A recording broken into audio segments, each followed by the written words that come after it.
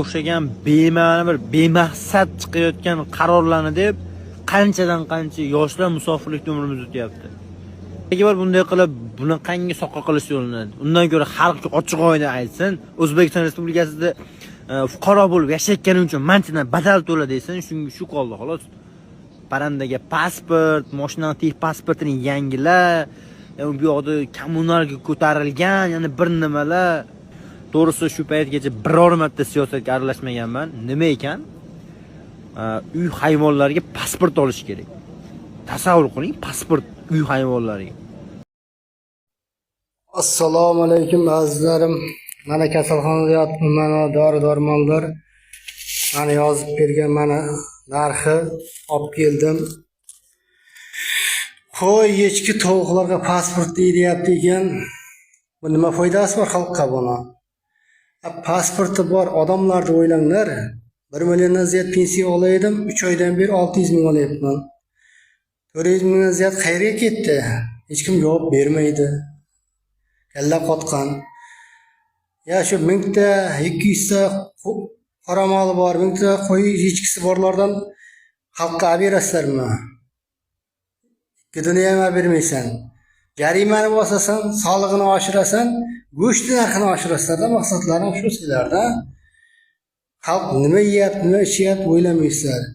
Men 600 ming, 10 ming pensiya bo'lsa, 656 ming dar-darmonim bo'lsa, men bir oy yeb ichmaymanmi? Soch kiymayman, mana kiyimimni yudirmaymanmi? Nima qilish kerak, ha? Pasporti borlarni o'ylanglar, men pasportim bor. Men pasportim bor. Meni o'ylab ishinglar, men xalq O'zbekiston fuqarosiman, pechat o'rilgan. Qo'y eshigiga pasportni o'ylagancha. Ko'pchilikning xabari bor, O'zbekistonda oyliklar juda past. Toshkentdan tashqarisiga chiqib ketsa, vapshe odamlar arzimagan pulga ishlashyapti. Ishonasizlarmi yo'qmi, 3 million, 2 million, 1 millionga ishlayotganlar juda ko'p. Va buni o'zgartirishga hissam qo'shmoqchiman. Azgincha bo'lsa ham. Va sizlardan yordam so'rayman. Azizlarim, hech qanaqa pul yig'ayotganim yo'q, hech qanaqa donatlar kerak emas. 5 minut vaqtingiz kerak.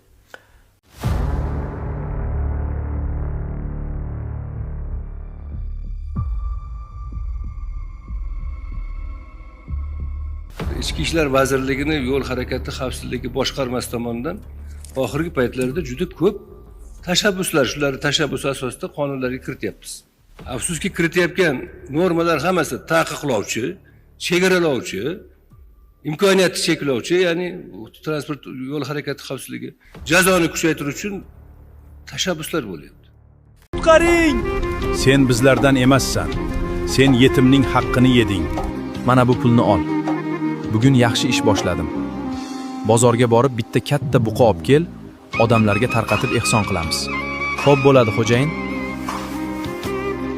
Endi xo'jayinni uyaltirib qo'ymaydigan qilib, tanishlardan boshlayman tarqatishni.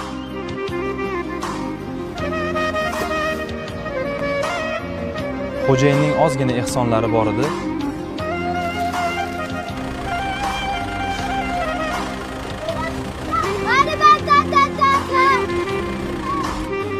Men qayerdaman? Kecha hammaga tarqatdingmi? Nimadir bo'ldimi? To'g'risini ayt. Ha, xo'jayin, hammasini tarqatdim. Faqat bir ayol bor ekan, sizni obro'yingizga mos kelmaydi deb bermagan edim. Sen nimalar deyapsan?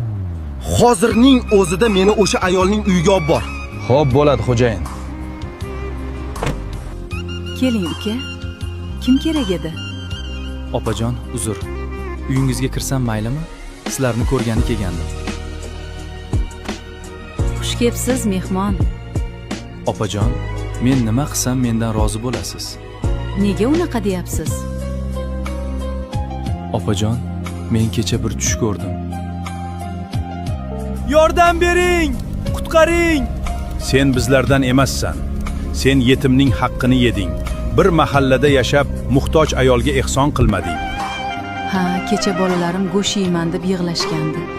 Men bir boy saxiy bugun go'sht tarqatar ekan deb bolalarimga aytgandim. Lekin bizga nasib qilmadi. Shunda men qo'llarimni duoga ochib, Allohim, meni ham bolalarimni saxiy boylardan qil deb aytgandim. Videoni oxirigacha ko'rib turinglar. Mashina furushlar ham, mashina olmoqchi bo'lgan odamlar ham, mashinada yuradigan odamlar ham, mashinasini almashtirmoqchi bo'lgan odamlar ham. Mana shu nomer uchun, mana shu temir uchun 2 dona temir bo'ladi mashinada, bir seri oldi orqa. 3 million 700 ming so'm turadi. Mana bu tex pasporti 3 million 600 ming so'm. Ikkalovi 7 million 300 ming so'm bo'lyapti. O'zimizda chiqsa temir. Mana shu bir parchagina qog'oz 3 million 600 ming so'mga arziydimi? Men-ku mayli pulim bor olib taqdim. Lekin puli yo'q odam qanaqa taqadi buni? Oldi sotish summasi bilan 9 million so'm bo'lyapti. Ya'ni nomingizga o'tkazish 1 million 700 ming so'm.